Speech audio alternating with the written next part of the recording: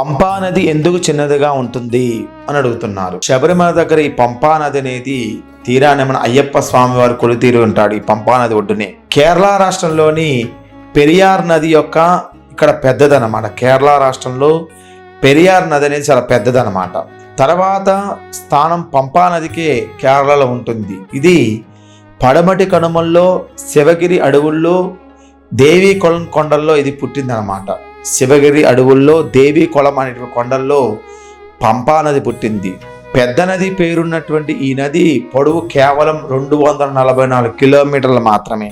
అన్ని నదులు కూడా ప్రవహించే తీరు వ్యతిరేకంగా ఉంటే ఈ నది తీరు ఒక వ్యతిరేకంగా ఉంటుంది. ఇది ఉత్తరంగా ప్రవహించడం అనేది మొదలుపెట్టి పశ్చిమంగా మళ్ళుతుంది.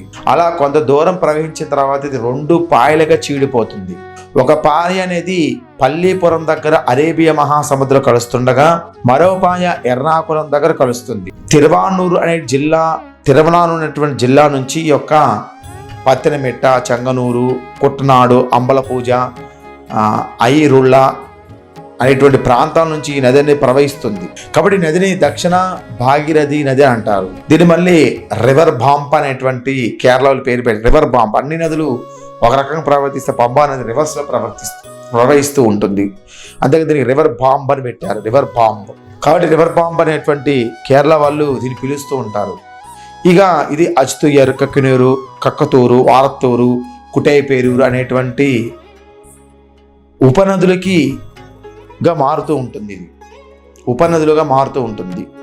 అంటే ఈ యొక్క ఉపనదులు మొత్తం కూడా ఈ అచ్యుతూయూరు, కుక్కియూరు, కక్కతూరు, వారత్తూరు, కుట్టేపేరూరు ఏంటి మొత్తం ఈ నదుల మొత్తం కూడా పంబా నది ఉపనదులు అన్నమాట.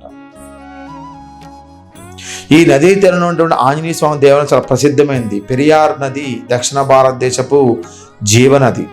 ఇది నది కేరళ చాలా పట్టణాల యొక్క దాహార్తిని తీస్తుంది.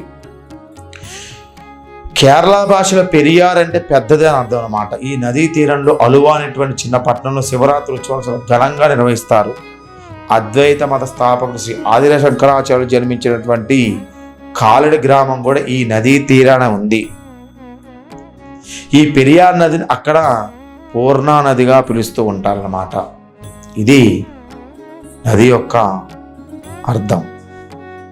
కాబట్టి పంబా నది అనేది మనకు వచ్చేటప్పుడు పాయలుగా చీలుకుంటూ రావడం వల్ల ఒక పాయ మాత్రం మనకి ఈ యొక్క శబరిమల వస్తుంది. కాబట్టి కొద్దిగా చిన్నగా కనిపించడం అనేది జరుగుతూ ఉంటుంది. అనాథ రక్షకనే శరణమయ్యప్ప.